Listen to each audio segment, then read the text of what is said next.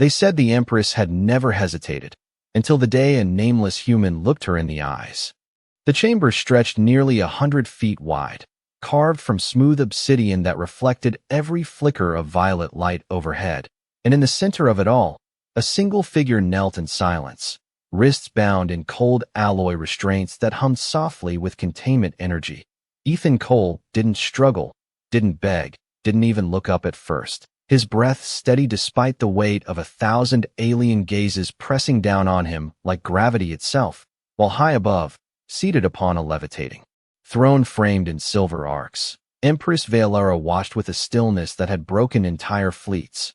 Her skin carried a faint blue luminescence, her eyes sharp, distant, unreadable, until they weren't. Something in the way the human shifted, the subtle rise of his shoulders, the rhythm of his breathing, triggered a glitch in her neural interface display. A flicker so brief no one else noticed, but she did. Subject: human male. The Senate AI announced in a layered chorus, its voice echoing through the chamber like metal striking glass. No lineage. No diplomatic value. Recommendation: immediate disposal. And still, the human remained quiet. Valara leaned forward slightly, a movement so small it barely registered, yet the entire chamber felt it, a ripple through protocol, a disturbance in certainty. Raise your head, she commanded, her voice low, precise, carrying across the distance without effort, and for the first time, Ethan looked up. His face was worn, not broken, eyes clear in a way that didn't match his status, and when their gazes met, something inside her chest tightened. Not pain, not fear, something older, something misplaced. The chamber's environmental systems adjusted automatically, lowering temperature by 2 degrees, compensating for the sudden spike in her core readings. She ignored it. State your designation, a senator demanded from the left tier, their elongated silhouette shifting impatiently, but Ethan didn't respond to them. Instead, he kept his eyes on her, steady, almost familiar, and then he spoke, not loud, not defiant, just enough to carry. Do they still sing you to sleep? The translator hesitated, processing, then repeated the phrase in perfect imperial dialect, and the effect was immediate. Valara's posture faltered, just for a fraction of a second, her hand tightening against the armrest of her throne as a fragment of something unclassified pushed against the edges of her mind. A sound, soft, melodic, not part of any known archive. Irrelevant. Another senator snapped, their voice sharper now. The human is unstable. But Valara didn't look at them. She couldn't. The chamber lights dimmed slightly as her system rerouted processing power, chasing a memory that refused to fully surface. And for the first time in her reign, the Empress did not issue an immediate command. She simply stared at the human below, as if trying to remember something the entire galaxy had told her never existed. The chamber did not move, but something inside it shifted, like a system recalibrating around an error it could not erase. Empress Valara remained still, yet her internal displays flickered again, a cascade of suppressed signals rising to the surface, temperature variance, neural latency, a deviation she had never experienced in over 2 decades of rule. Below her, Ethan Cole did not lower his gaze, and that alone unsettled the Senate more than any defiance could have, because he was not resisting, he was remembering. Your Majesty, one of the senior counselors pressed, their tone sharpened by discomfort. The subject is attempting psychological disruption, permission to proceed with immediate resolution. But Valara did not answer. Her focus narrowed, isolating the human's voice pattern, running it through archives, cross-referencing tones, cadence, inflection, and finding nothing official, nothing recorded, nothing that should exist. And yet the familiarity lingered like a phantom signal beneath static. Do not speak again unless addressed, she finally said. But the command carried less weight than intended, softer at the edges, almost uncertain, and the chamber registered it. The slight deviation in authority, the imperceptible crack. Ethan tilted his head just slightly, as if considering her words, then remained silent. But the damage had already been done, because silence, in that moment, said more than resistance ever could. Valara rose from her throne, the motion smooth, controlled, yet slower than protocol dictated, her form descending step by step along the curved platform, each footfall echoing in perfect rhythm against the polished floor. And still, the Senate did not interrupt, because they were watching something unfold that none of their laws had prepared them for. Halfway down, she paused, her hand hovering just above the railing, fingers trembling by less than a millimeter, a motion invisible to most, but to her own systems it registered like a fault line. A sound surfaced in her mind then, faint, almost lost, a melody carried on a voice she could not fully reconstruct, and with it, a word, not in the imperial language, not in any classified dialect, but something simpler, something warmer. Irregular neural activity detected, the AI announced quietly, attempting to correct, to stabilize, to contain.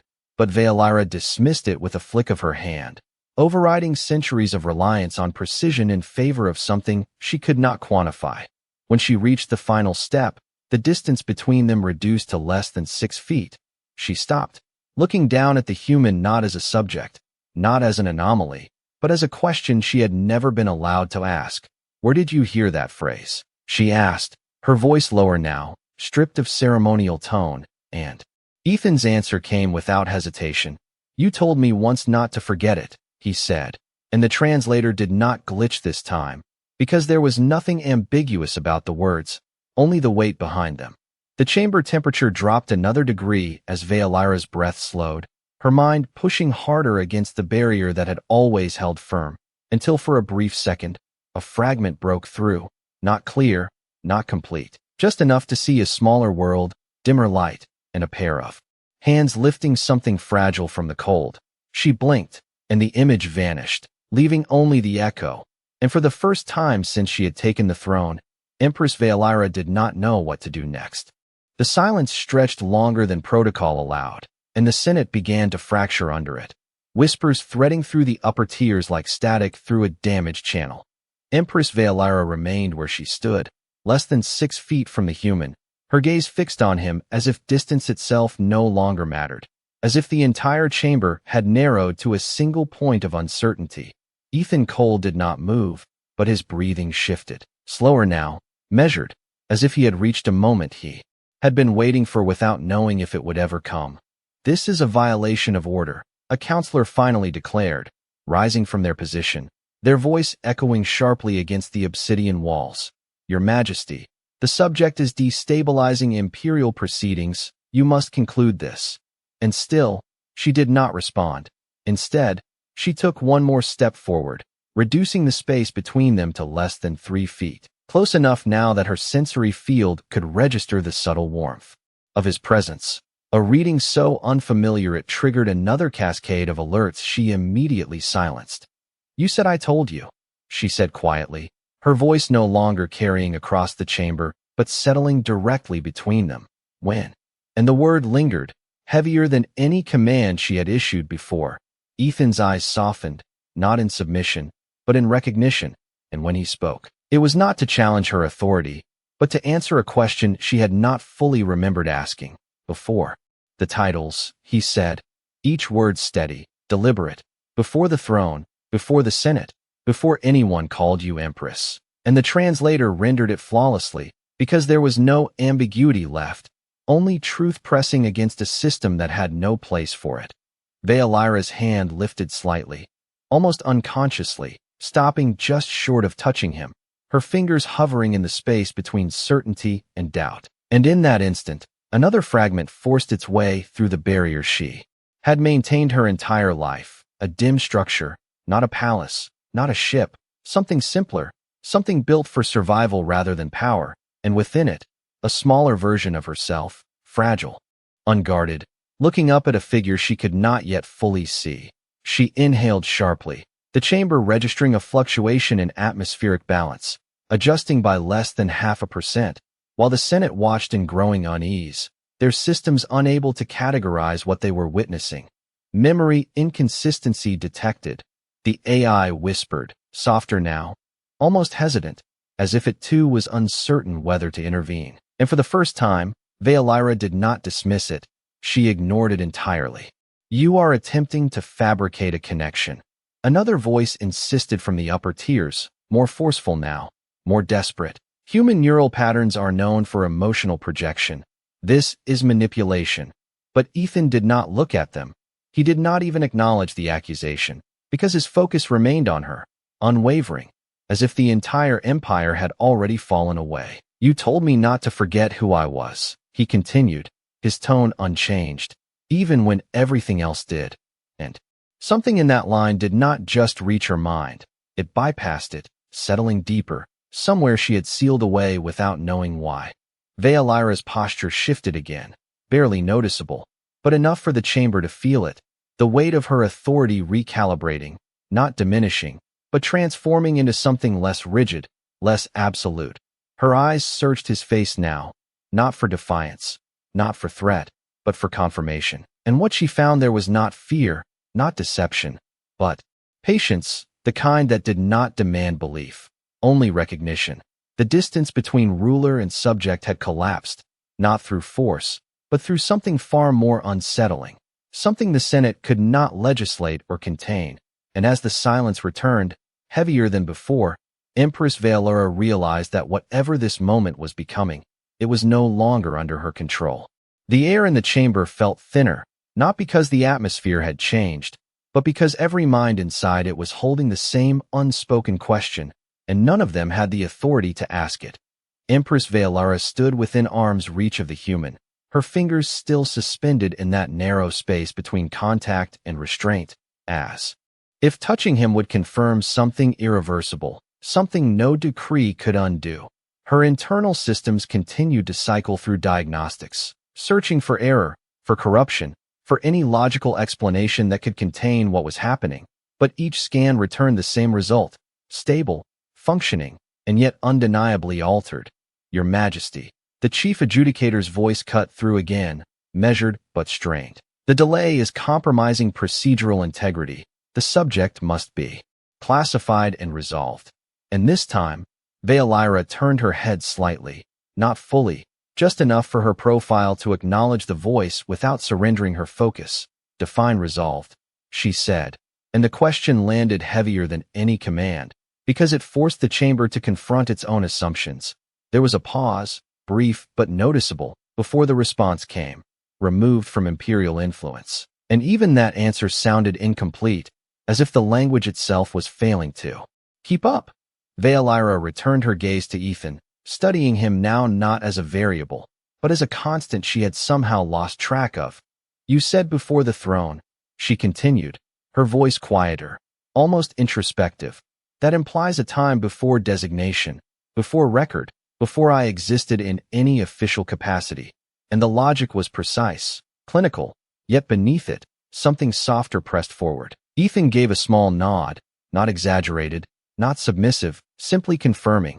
You existed, he said, just not to them. And the words did not challenge the Senate. They bypassed it entirely. Another flicker passed through her mind then, stronger this time, longer, the outline of a structure made of rough materials, wind pressing against its sides, a temperature far below the regulated comfort of the chamber, and inside, a dim light, warm, steady, illuminating a smaller figure wrapped in something that did not match imperial fabric. Veilira's breath caught, her chest tightening as the fragment expanded, not enough to fully form, but enough to feel. Her hand lowered a fraction, still not touching, but closer now, close enough that her sensors registered the exact distance, 3 inches, then 2, and the system flagged it as unnecessary proximity, which she ignored. If this is an attempt to fabricate emotional linkage, another senator interjected, their tone sharper now, more urgent, then it must be terminated immediately. The risk of precedent is unacceptable. And for the first time, Veilira responded without looking away from Ethan. Precedent implies repetition, she said, her voice steady, controlled. Show me another instance. And the chamber fell quiet again, because there was none. Ethan's expression did not change, but something in his posture shifted, a subtle easing, as if the weight he carried was no longer his alone. You asked me once what a name was worth, he said, and this time, the words did more than echo. They aligned, slotting into a place inside her mind that had been empty for too long. I told you it was something you choose to keep, even when everything else is taken. And with that, the fragment surged again, stronger, clearer, a voice. Not her own repeating a sound she could now almost recognize. Veilira's hand moved the final inch, stopping just at the edge of contact, her entire being balanced on a moment that could not be reversed. And as the chamber watched, unable to intervene, unable to define what they were witnessing, Empress Veilira realized that whatever this human represented, it was not a threat to her empire. It was a question about its foundation, and she was no longer certain she wanted the old answer. Her fingers finally made contact, and the chamber did not react, but something deeper did. The moment her skin brushed against his, every system in Veilira's body surged with conflicting signals. Not pain, not threat, but recognition without context, a pattern without origin, and for a fraction of a second, her vision fractured into overlapping layers of past and present. She saw the chamber, the Senate, the cold symmetry of power, and beneath it, another place entirely, smaller, dimmer, where light came from a flickering source and warmth was something earned, not regulated. Her hand did not pull away. It rested there, lightly against his face, as if confirming that he was real, that the memory pressing against her mind had substance, weight, existence. Ethan did not move either, not even when the contact triggered a visible spike across her external interface display, a brief shimmer of light tracing along her arm, registering the anomaly for all to see. A murmur spread through the Senate, low, uncertain, as if they were witnessing something forbidden not by law, but by understanding. Your Majesty, the chief adjudicator said again, more carefully this time, as though choosing each word with precision. Physical interaction with an unclassified subject is outside established protocol, and Veilira closed her eyes for a single breath, not in defiance, but in focus. When she opened them, the chamber seemed sharper, clearer, and yet more fragile, as if the structure of certainty had developed invisible cracks. Protocol assumes complete information, she said quietly, her voice no longer projecting authority but redefining it. We do not have that. And the statement did not challenge the Senate, it exposed it. Ethan's gaze softened again, not in victory, not in relief, but in something closer to patience fulfilled, and when he spoke, it was almost a whisper. You used to say that when you did not understand something, it meant you had not asked the right question yet. And the line settled into her like a key finding its lock. Another fragment surged forward, stronger than before, not just an image now, but a sequence. A small figure sitting near a heat source, looking up, asking something, and a voice answering, steady, calm, human. Veilira's breath caught again, her grip tightening slightly, not enough to cause harm, only enough to anchor herself to the moment as the memory threatened to pull her under. Stop this, a senator demanded, rising fully now, their silhouette rigid with alarm. This is contamination of imperial cognition. You must disengage immediately. But Veilira did not look at them, did not acknowledge the command, because for the first time, the authority she had always embodied felt secondary to the truth she was beginning to uncover. What was my name? She asked suddenly, the question breaking through the chamber like a fracture line.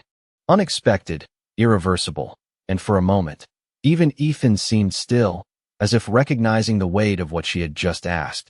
The Senate fell completely silent, not because they were ordered to, but because they could not respond, because the question itself did not belong to their system of power. Ethan held her gaze, steady, unwavering, and when he answered, his voice carried something that no translation system could replicate fully, something that existed beyond language. You chose it, he said, but before that, you answered to something else, and Veilira felt the final barrier begin to weaken, the place where identity had been rewritten, where history had been sealed. And for the first time, the Empress understood that whatever she was about to remember, it would not just change her past, it would redefine everything her empire believed about itself. The question did not echo through the chamber, it settled into it, heavy and unmoving, as if the very architecture of the empire had no place to store it. Empress Veilira stood frozen in that single moment, her hand still resting against Ethan's face, her mind no longer searching for answers, but bracing for impact, because something inside her had already begun to shift beyond control. Her internal systems attempted once more to stabilize her neural patterns, routing signals, isolating anomalies, but the effort felt distant now, like background noise she could no longer prioritize. You chose it. His words repeated in her mind, not as sound, but as weight, and beneath them, something older stirred, something buried under layers of designation, training, and rewritten identity. Her fingers trembled slightly, emotion so small it would have gone unnoticed in any other context. But here, under the watch of the entire Senate, it was enough to fracture certainty. Your Majesty. The chief adjudicator said again, softer now, less commanding, more cautious. If there is uncertainty, we can suspend the proceeding for further analysis. And for the first time, the offer did not sound like control, it sounded like fear. Veilira did not respond, because suspension meant delay, and delay meant allowing the system to rebuild the walls that were already collapsing. Ethan remained still, his presence steady, unchanging, as if he had already accepted whatever outcome this moment would bring. Before the name, she said slowly, her voice quieter than it had ever been in this chamber. Before the throne, what did I answer to? And the question was no longer for the Senate. It was not even fully for him. It was for the part of herself that had been hidden away. The chamber's lights dimmed by a fraction, responding to fluctuations in her biofeedback, casting longer shadows across the polished floor, and within those shadows, the past began to take shape. Ethan exhaled softly, not in hesitation, but in recognition of what she was asking him to return. You answered to something simple, he said, something that did not belong to power, and the words did not break the silence, they deepened it. Veilira's vision shifted again, not fragmented this time, but narrowing, focusing on a single thread. A single moment, a voice speaking a name that did not carry weight or expectation, only meaning. She felt it before she heard it, the shape of it forming at the edge of memory, and with it came a sensation she had not experienced since before her ascension, something unguarded, something unmeasured. This is irrelevant, a senator insisted, but the conviction was gone now, replaced by uncertainty. Identity prior to imperial designation holds no operational value. And Veilira's eyes flicked upward for the briefest moment, not in anger, not in defiance, but in quiet disagreement. Operational value is not the same as truth, she said, and the distinction settled over the chamber like a line that could not be uncrossed. Ethan's gaze did not waver, and when he spoke again, his voice carried that same steady certainty. You used to ask me if names could be taken away, he said. I told you they could be hidden, but not erased. And something in that line unlocked the final barrier. Veilira's breath caught sharply as the memory surged forward, no longer fragmented, no longer distant, but present, immediate, undeniable. She saw it now, not as an observer, but as herself, smaller, colder, standing. In a place where survival mattered more than status, where a human voice had spoken to her not as a ruler, but as something worth protecting. Her hand tightened slightly against Ethan's face, not in force, but in anchoring, as if confirming that the memory had a source, that it was real. The chamber disappeared from her awareness for a moment, the Senate, the throne, the empire, all reduced to background as a single truth rose to the surface, something she had not been allowed to remember until now. And as her lips parted, not to command, not to declare, but to recall, Empress Veilira understood that the next word she spoke would not just answer her question, it would change everything that followed. The word formed slowly, not on her tongue, but somewhere deeper, a place untouched by titles or command, and when it finally surfaced, it did not sound like something an empress would say. It sounded like something a child once whispered into the dark. Lia, she breathed, the name barely audible, yet it rippled through her entire being like a signal long lost suddenly restored. The chamber did not react at first, because no system recognized the word, no archive contained it, no protocol defined it, but Veilira felt it settle into her, fitting in a way nothing else ever had. Her hand remained against Ethan's face, but now it was no longer a test, no longer a question, it was confirmation. The fragments aligned fully then, no longer resisting, no longer hidden, and the memory returned in full, a structure built from salvaged materials, wind pressing against its walls, the air thin and biting, and inside, a single source of heat casting a soft, unsteady glow. She saw herself. Smaller, weaker, wrapped in something too large, watching a human figure move with careful precision, adjusting something, checking something, always returning to her. She remembered the voice now, not as a sound filtered through translation, but as it truly was, warm, steady, human. Leah. It had said, not as a command, not as a designation, but as something chosen, something given. Veilira's breath faltered as the weight of it settled fully, and for a moment, the Empress was no longer present. Only the memory, only the child who had once answered to that name. The Senate began to stir, their confusion growing into unease as their systems failed to categorize what was unfolding before them. Unrecognized identity marker, the AI announced, its tone uncertain for the first time. No imperial record found, and the words only deepened the silence. Ethan did not move, but his expression shifted, not in surprise, not in triumph, but in quiet acknowledgement, as if he had been waiting not for her to believe him, but for her to remember herself. You kept it, he said softly, and the simplicity of the statement carried more weight than any declaration. Veilira's eyes lifted to meet his fully, no longer searching, no longer questioning, but seeing, truly seeing, and in that gaze, the distance between past and present collapsed entirely. You gave it to me, she replied, her voice steadier now, not because she had regained control, but because she no longer needed it in the same way. The chamber reacted then, a wave of murmurs, rising, uncertain, as the Senate struggled to reconcile the Empress they knew with the moment they were witnessing. This is not admissible, one voice insisted, though it lacked conviction. Identity prior to imperial ascension is irrelevant to governance. And Veilira turned her head just enough to acknowledge the statement, her expression unchanged, but her presence different, less distant, more grounded. Irrelevant to governance does not mean irrelevant to truth, she said, echoing her earlier words, but now with something behind them that could not be dismissed. Her hand slowly lowered from Ethan's face, not withdrawing, but releasing, as if the contact had completed its purpose. She straightened slightly, her posture shifting back toward the figure the Empire recognized. But something fundamental had changed, something that could not be reversed. The name still echoed within her, not as a memory, but as a foundation, and as the chamber waited, uncertain, suspended between protocol and something far more human. Empress Veilira understood that the next step would not be dictated by the Senate, or by tradition, or by the expectations of power. It would be dictated by something far simpler, something she had once been taught in a place where survival mattered more than status. And as her gaze returned to Ethan, there was no longer any distance left between who she was and who she had been. The chamber no longer felt like a place of judgment.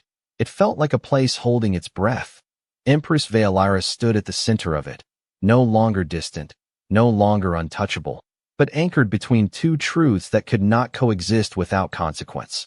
The name still echoed within her, Leah, not as weakness, not as something to hide, but as something that had survived everything the Empire had built over it. Ethan Cole remained where he was, still kneeling, still bound, yet the balance of power had shifted in a way no system could measure. The Senate began to recover from their silence, voices rising, layered, uncertain, searching for control they could reestablish. Your Majesty, this deviation must end, one counselor insisted, their tone sharper now, driven by urgency rather than authority. The subject has introduced an unverified identity construct. It compromises imperial continuity. And for a moment, the words hung in the air, waiting for the Empress they knew to respond.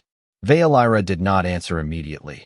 Instead, she looked down at the restraints around Ethan's wrists, the faint hum of energy fields designed to contain, to define, to limit. Her gaze lingered there, not in anger, not in judgment, but in recognition. You told me once, she said slowly, her voice carrying through the chamber with a clarity that silenced the rising noise, that a cage is only real if you accept its shape. And the words did not belong to the Empress, they belonged to something older, something remembered, Ethan's eyes met hers, and for the first time since he had entered the chamber, there was a faint shift in his expression, not relief, not surprise, but something closer to quiet understanding. "And what did you say?" he asked, his voice steady, not challenging, simply continuing the thread she had begun. Veilira's hand moved, deliberate, precise, reaching toward the restraint field. And every system in the chamber reacted instantly, alerts flaring across the Senate interface, warnings cascading through the control grid. Unauthorized interaction. The AI announced, louder now, more urgent. Restrained integrity must be maintained. But Veilira did not stop. Her fingers hovered just above the energy field, the faint glow reflecting across her skin, and for a brief second, the entire empire balanced on that single point of contact. "I said," she replied, her voice steady, unwavering, "that shape can change." And with that, her hand pressed forward. The field did not shatter, did not collapse in any dramatic display. It simply disengaged, the hum fading into silence as if it had never been there at all. The restraints loosened, their energy dispersing into the air, leaving only inert metal that no longer held meaning. The chamber reacted in a wave, voices rising, systems attempting to override, to reassert control. But none of it reached her. Veilira straightened, her posture shifting fully. Now, not back into the Empress they knew, but into something new, something that carried both authority and memory without conflict. "This is a breach of imperial law," a senator declared, standing fully now, their voice carrying a final attempt at command. "You cannot alter classification without Senate approval." And for the first time since this began, Veilira turned to face them completely. Her gaze moved across the chamber, not dismissive, not hostile, but resolute in a way that made the distinction between power and truth impossible to ignore. "Then record it," she said, her voice calm, precise, leaving no space for misinterpretation. "Record that the classification was incomplete, and the statement did not argue with the law. It redefined it." The chamber fell silent again, not because it had been commanded, but because there was no immediate response left. Ethan remained where he was, no longer restrained, yet he did not stand, did not move, as if understanding that the moment unfolding was not about escape, but about recognition. Veilira turned back to him then, her gaze softer now, not in weakness, but in certainty, and as the Senate watched, unable to reconcile what they were witnessing with the structure they had built, it became clear that whatever happened next would not be contained within the walls of that chamber. It would extend far beyond it, into every part of the empire that had ever believed identity could be assigned rather than remembered. No one gave an order, and that was what broke them. The Senate had been built on commands, on sequences, on decisions that moved in straight lines, but now the line had bent, and no one knew where it led. Empress Veilira stood at the center of that uncertainty, her presence no longer distant, no longer defined by distance or elevation, but grounded, real, and unmistakably changed. Ethan Cole remained before her, no longer restrained, no longer categorized, yet he did not rise, because this moment was not about standing. It was about being seen. The silence deepened, not empty, but full, as if every system in the chamber had paused to wait for something that could not be calculated.